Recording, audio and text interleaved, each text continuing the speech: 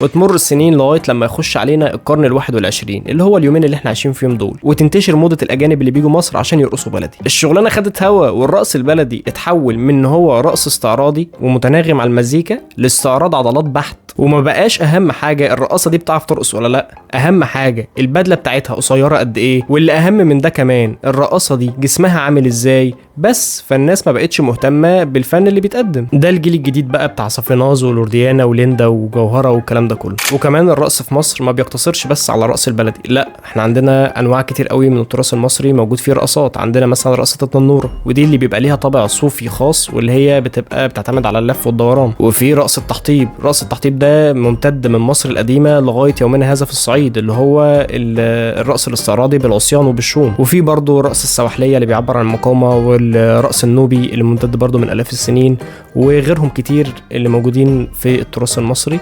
وبس دي كانت قصتنا عن الرقص البلدي، وكان معكم حراس كابتن مسلم. يلا اقعدوا بالعافيه.